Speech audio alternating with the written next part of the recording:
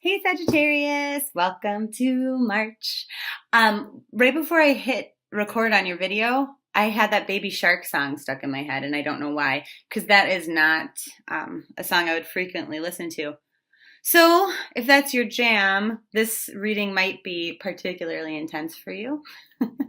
Anyway, okay, so we're just gonna get right into it. Where are you at right now, Baby Sharks, Sagittarius? This is real. Oh, the letter S is like super big. I know that sounds weird, and that's not what the cards say. But I think that's why they're like baby shark doot doot, because shark is like starting with an S, Sagittarius. Your power color of the month is sapphire. There's all this S energy. So I'm actually going to take a little detour from our scheduled reading and see what that's about, because that might be a very specific message for somebody. And they're like, if your name starts with S, like if it's Seraphim, which I think is the name of an angel, you might want to look that up if your name doesn't start with S, or Sarah, or Susan, or Sonia, or Stanley, or Stuart. It's particularly important that you find a way to really embrace who you are and feel a lot of love and joy for that person, like being totally confident, okay? So anyway, maybe as we do the reading that is for everyone, that'll make more sense as to why for you specifically. But somebody with an S name, maybe your name is Sapphire or Shark. I hope it's not Shark. Okay, so anyway, where you're at right now. Some things have ended, and then there's like new beginnings about to come from those things. You might not necessarily notice what those are yet, but you're hopeful. Maybe you're like laying the groundwork, starting down a new path. There's either a change in mindset or a change in like a job or a relationship, something like that. But this is all for the better, and it's going to actually make you feel a lot lighter. Kind of like just letting go of things and releasing them is going to bring a lot of joy and happiness to your life, because before you were in this place where you had to stand there and think about, oh man, is this worth it? Like, is this really the path I want to go down? This is going to be challenging, and like, do I have the strength and the energy for that? And now that's in reverse, and they're like, I don't even have to sit there and think about it because I'm too focused on having joy. Because you know what? I did the right thing even though it was hard, and I said, okay, done with that. And so now I am being rewarded for that. And so not everybody gets to feel so joyous in a Mercury retrograde, but you do, because it's like you read ahead. Like you kind of like you have your reading assignment in school, right? You have your homework and you worked ahead. Like you read all of the chapters before the teacher presented them to you in a lecture class. So you knew where you were going, and it was much easier for you now in the retrograde than it is for everybody else. So congrats. Okay, what's tainting any feelings of joy or happiness that you have right now in the month of March? And they're saying like just kind of the slowness of things, having to wait for investments that you might have made to pay off. So that could be like an actual financial investment. Maybe you just opened up a stock portfolio and you're putting away money, into a mutual fund, and it's not doing anything. And you're like, I've been putting money in here for 6 months, and it's just like the same. That might be bugging you. Or maybe you took a course or a training, and so you're waiting and waiting and waiting for this promotion to show up that you thought you were going to get because it gave you, some sort of a lead or advantage over your colleagues, and you're still just sitting there waiting. Or maybe you put a lot into a relationship, and then now you're just sitting back and waiting.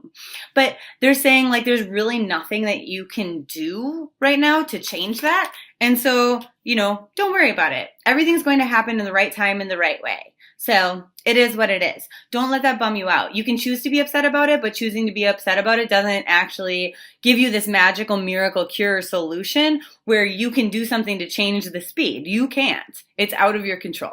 So, okay. What do you think is going to make you happier in the month of March? And they're saying having control, but then simultaneously, it's like kind of it's a very strange energy where it's like this optimism and youthful kind of like anything is possible energy and everything's going to be okay, but then controlling the things that you can simultaneously. It's not like, out of desperation and things I don't like, I need to completely and very meticulously control the environment and like everybody around me and like everything around me. It's not like that. It's like I am in control And part of being in control means that I'm optimistic and trusting in the universe that everything happens in the divine right time, in the right way, for the right reason. And so they're saying, here comes a weird number message, but they're like, with any sort of disappointing 5 energy, like any sort of energy of disappointment, hardship, despair, argument, chaos, they're like, for a minute that expanded, but then only in order for you to release it and to say, okay, out with that, I'm moving to something better. And this is how you controlled the situation by way of your optimism to give you the fuel. So like, this is the weirdest analogy, and it might not even make sense because I haven't even processed it in my head yet. They're just like doing all of these like data dumps right now because I channel when I read. And so it's like, anyway. Before I go there, I just want to show you this thing covering his head is the same as your power color. And the thing covering his head is the same as your power color. So it's like the spirit world, because they pointed that out to me right now. The spirit world is like really working on healing you and giving you a lot of communication that is claircognizant. So some people like get messages through song, or they overhear specific things in other people's conversations, or, some people have visions or dreams. Some people feel a certain way in their body, and that's how they know, they're on the right path or they're not. But for you this month, it's just like you have this inherent knowing, and I would call it intuition, except for it's less human than that. It's less of like a sentient feeling, like something that you actually feel. It's just like, oh, I know this without a feeling attached to it. It's just like a data drop, like I just got in my head there. Okay, so going back to, what were they telling me? Oh, okay, so see, isn't that cool? You can ask them. You can be like, hey, what the fuck was that? And they put it right back. When it's not your thought, they can replace it very quickly.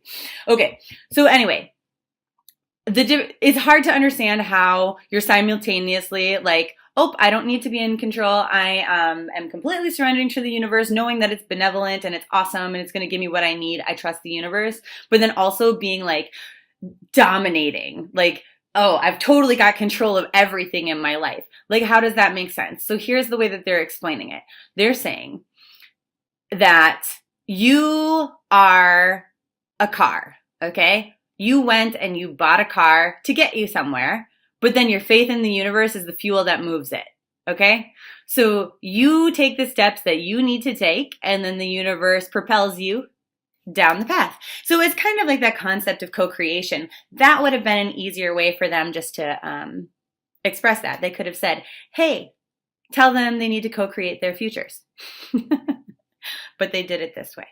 So it is what it is. Okay. So anyway, what is it that you think will make you happy? Yeah. It is buying the car and then having faith that it'll work. Okay. Controlling what you can control and then relying on the universe for the things outside of your control. Having total faith that the decisions that you're making now are the right ones for you. Then also, they're saying that it's going to be challenging for a lot of you to show yourselves enough self-care. It's almost as though you're in this energy as you're trying to co-create things of pushing yourself a little bit too hard and maybe sacrificing. So, you might say, okay, I have this goal that I want to reach by a certain amount of time because I know after that it should be smooth sailing. So you work yourself to the bone 80 hours a week over the course of 3 weeks to achieve that, to just like kind of set things on autopilot because you know that the universe will take over and handle that for you. But what they're saying is, that's actually not the case. It's better if it takes 6 weeks and then you slow it down a little, okay? Because that's not good for you. Okay, so that kind of covers how your perception is true of what's going to work for you and then also what isn't. Okay, so what's actually going to make you the most happy in March? And they're saying that you have nothing that you need to defend yourself against at all. Like, you are very much owning who you are unapologetically. If somebody came and they attacked you, you'd be like, yeah, you're right. And I feel okay about that. I made that decision on purpose. Okay, but you called me an asshole and you're so rude. Yeah, I made that choice because you are an asshole and I don't want to talk to you, right? Or whatever the case may be. They're like, historically, this might have hurt you. It might have lowered your confidence. You might not have felt very good, but you're kind of in this energy of like full control and knowing who you are and feeling good about it. Now, some of you still have some work to do there, but for the most part, a lot of you have really developed and evolved over the recent, however long, 4 years, I think. They're saying it's different for everybody, but the average is 4 years. Over the last 4 years, a lot of Sagittarians have made big strides and become like very unapologetically who they are and very authentic. And so, not to say you weren't before, but you're so much there now, and you feel good about it. They're like, so, you know, you're simultaneously super honest, but at the same time vulnerable. And so you're naturally likable, you know, like you're not going to allow someone to sit here and attack you and attack you and attack you. But like at the same time, I mean, what is it that they say? Like turning the other cheek is maybe an expression. So it's not that when somebody hits you here, you turn the other cheek so they can hit you in the other cheek. It's more like, I just turn my ass all the way around. I'm not going to engage in this ridiculous behavior with you because that makes me look like you. That lowers me to your level, kind of a thing. So you've learned a lot and you've matured a lot and you are very authentically who you are. They say like, if there is any sort of confrontational energy for you this month, you will be able to win those battles verbally and mentally. Whereas like other people, because they're not patient and confident enough, will just lash out completely the wrong way. They're saying like, you're really cautious to not harm yourself or your argument or your own agenda, especially this month. But they go, you know, honestly, this month is maybe not the most exciting month to deal with other people, especially people who are not, you know, on our favorites list, but you're handling everything the right way, that justice will be served. Karma, will come to full fruition. And so they're saying, and like, you know that, so you're just focusing on yourself and you're focusing on doing the right thing for you at all times. And that's fantastic. So, forces outside of your control that are in favor of your happiness in March.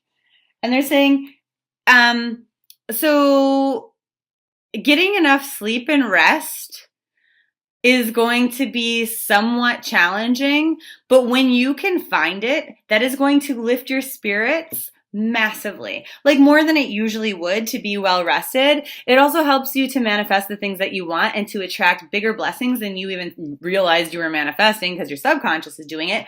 And then even bigger than you thought you had the power to draw into your life. So that's fantastic. Maybe you wanted to get some sort of a raise, right? Or a bonus at work. You're in sales and you're shooting for, you know, a $5,000 bonus this month. And then like you completely blow your own mind that you doubled that. Like, wouldn't that be amazing? So it's that kind of a thing. You didn't even know it was possible, but you manifested it. Now, how is your perception, what forces are outside of your control working against your happiness this month? And they go, well, people are not as loving to you as maybe they should be. Not everybody is saying or doing the right thing or acting in the most loving way, which we already know because it looked like there might have been a conflict with somebody else this month. But I mean, honestly, you're kind of going, okay, well, I'm just going to put that in my memory bank. You know, you were an asshole this time. And then if those behaviors kind of continue, you know that this is a person you want to cut out of your life or not deal with. Basically, is you're kind of just like sitting here. I see you like a sexy librarian, right? Where you're very silently but gracefully looking cute while you do it, taking your experiences and filing them away on bookshelves. And then later you can go back and you can go, this seems pretty typical. Yep, I'm just going to throw this one out. So good for you. What's going to bring you luck this month? So as we talked about, your power color energy is sapphire. If you have a sapphire stone or necklace, if you like to wear this color, that would be good. The energy of this is and 11. So it's about getting the things that you want. And so this one says regenerating your body. And so like I said, with that whole sleep energy, like when you get enough rest, you are going to feel absolutely much more happy and much more excited and joyful on the day-to-day level.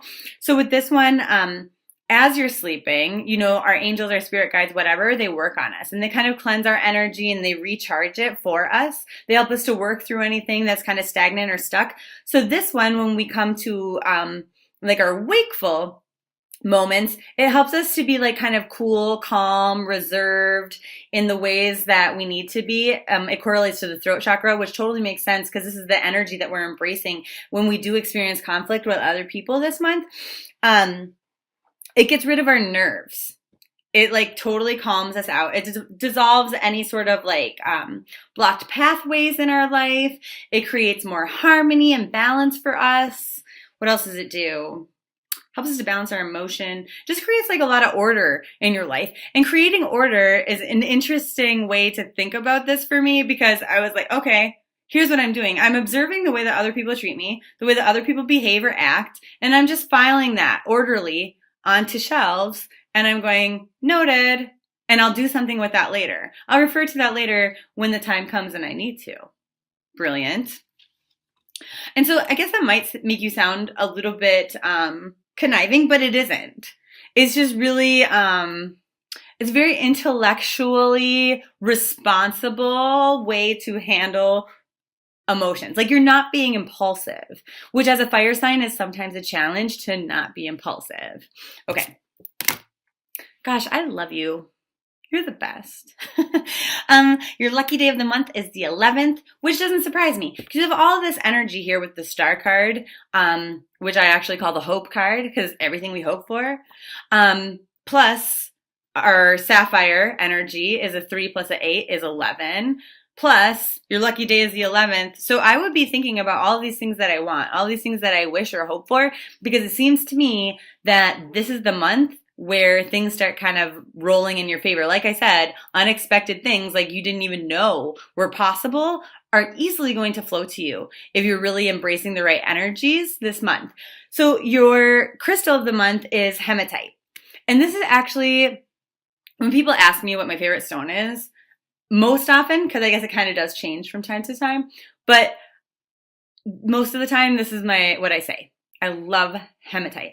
I love the way it feels. It's like really heavy, and I just love everything it does. This is like, it's my favorite. Anyway, so hematite is used for grounding. Okay, it's also used for safety. I never drive in a vehicle without one. So even if I get into somebody else's car, if I get into an Uber or a Lyft, I have one in my wallet, I have one in my pocket, I probably have one in my bra. I always have a hematite. It makes you feel really courageous. It'll take any energy that you have that is heavy and it just like thunks that right into the ground. The awesome thing about this from like a physiological standpoint is it increases your ability to like, so I'm anemic, right? And so it increases your red blood cells or like at least the heme components there, the hemoglobin, so that you can hold oxygen. So you feel more awake, you feel more alive when you have a hematite on you, that kind of thing. Gets rid of, it makes it, what did I say? Did I say we're more brave and courageous? It increases our physical strength, our emotional strength, protects us, increases our optimism, which is good. So these crystals are like really magnetic. So you might, if you buy them in like a bead form, they stick together. And so why is that important? Because it's actually making you a magnet. People don't think about this when it comes to abundance, but it makes you like a magnet for the right things. But then, conversely, when things are wrong for you, you'll be able to repel them. Like when you put two ends of magnets together that don't go together, they go whoop and they repel each other, right? So like things that are right for you, you can suck them in. Things that are wrong for you, you can push them away with hematite. So why am I holding so many of these? I know it's bonkers. Because personally, these little baby guys are my favorite because I can throw them anywhere. I put them on top of like door frames, in front of windows. I sprinkle them all over the car. I bury them in my yard because they're tiny and they're easy, and I can put one in my wallet, and I can put one in my ear. Like, you can put them anywhere. I wouldn't put it in your ear though. That's not good advice. And then it also can look like this sometimes. This is just a bigger version. It's kind of like a dark gray, like a shiny. And then when it comes in raw form and it's not tumbled, this is what it looks like. Okay? It kind of looks like a meteorite or something. It's all lumpy and stuff. But it's just kind of naturally shiny on its own. So anyway, I just wanted you to see the different forms it comes in case you go to a crystal store or something locally to pick one up, then you know what you're looking for. If you don't have something like that near you, you can order one from my website, and it comes with like a video playlist on different ways you can use crystals and things like that, as well as more details on the things that it does, which angels associate to it, how to care for your crystal, when to use it, when not to use it. Like, for example, a lot of people don't know, if you have like an area of your body right now that's inflamed, that you have like inflammation going on, maybe you're like having like an arthritis episode, don't use it because it's going to make it worse. Stuff like that. Okay, back to the reading. So, what kind of energies do you need to bring into your life to help happiness thrive? And they go, that energy of assessing, is this worth it or not? I know what the challenges are. And I'm kind of thinking, come the new moon, I might want to start planning for that, or, going down that path. But is it what I really want? Is it worth it? And then actually talking this through with somebody. And so you're going to be talking this through electronically, not face to face. So this is like sending emails or asking questions on a forum or researching or texting your best friend or talking on the phone or by FaceTime. But this is not a face-to-face conversation. And so kind of talking through the pros and cons with somebody else. How can we sustain this happiness and joyful energy once we get some? Like, how do we keep it around? And they go, well, okay, so this is funny because I'm in like an argument right now with spirit guides of the Sagittarian clan, because I'm like, oh, you're so annoying when you talk like that. And they're like, oh, you're so annoying when you ask these stupid questions. Basically, they're like, you cannot forever sustain happiness generally. Like, we can raise our baseline of happiness, in which we kind of up and down from there. Sometimes our baseline is down here, sometimes it's up here. We can elevate our baseline, but they're like, you can't just like stay joyful forever. Who are you kidding? I'm like, rude. But anyway, they're saying that for a lot of you, a good way to do that is to be open to change. That once you kind of are really feeling and embracing this happiness energy, we might not want to change what we're doing at all. Because we think if we don't change things, then things stay the same. And so, we're likely to not run into problems. But then we run into the problem of boredom. And so they say be open to new opportunities because they're exciting and they're worth it. I love that. So March overall in a nutshell for you is they're like, we're going to be wondering, is this fair? Is that fair? I don't really know. And for those of us who have bad karma, like not from past lives, from this current life, if you fucked up and you did something shitty to somebody else, guess what? You're about to pay for it. If you have been like a super loving and caring individual, guess what? You're about to be rewarded big. So I'm not saying that to scare those of you who fucked up, but I am saying that to remind those of you who are doing the best that they can that good things are coming. And so they're saying like, this is not probably going to happen in your love life or relationships because there are certain lessons and things that we needed to learn there. And actually some of the things that we're doing or the way that we're thinking about things in our relationships or like in our historical relationships, because we're in a Mercury retrograde, are not healthy for us at all. Like a lot of the pain that we might feel or the apathy that we might feel that creates pain for us is our own fucking fault. Like, because we're deciding to continue to think about things in a certain way and not changing the way that we think about things, or to focus on, different things that we want to focus on that aren't necessarily the right thing for us to focus on in these types of relationships. And so it's saying that, we don't actually want you to do anything about this right now. We just want you to like kind of grasp like a fuller awareness of like what those patterns are, what your thought processes are that are not healthy in regards to dealing with other people, or like when you see injustice or like oppression, like when you see something that's wrong, like how do you deal with that? Or like if you're tempted to do something wrong, like how do you talk yourself down from that, or are you impulsive in that regard? And they're like, so we want to think about like any sort of unhappiness that you do experience, because for the most of you, this is going to be a more joyful and fun kind of month than for everybody else in the zodiac with this Mercury retrograde energy. But they're saying like in those moments, like even though our baseline might be higher, in those moments when our happiness threshold kind of dips a little bit, we want you to think about specifically what isn't making you sad. So the thing is like oftentimes what we think is making us angry or sad isn't what's making us angry or sad, right? I might get angry that somebody, I don't know what. But like, basically my point is anytime that somebody makes you angry, you're not actually angry, you're sad. You're disappointed. Anger is a reaction to feeling sad, and feeling sad is uncomfortable. So then you're sad that you're sad. So then you lash out in anger in order to try to control it. So most of the time, a lot of things are like, oh, I'm sad that I can't control things. I'm sad that things don't go the way that I hope that they do all of the time. Things like that. So kind of like breaking down each thought and each feeling to what it actually is. Okay? I love you so much, and I'll see you in April.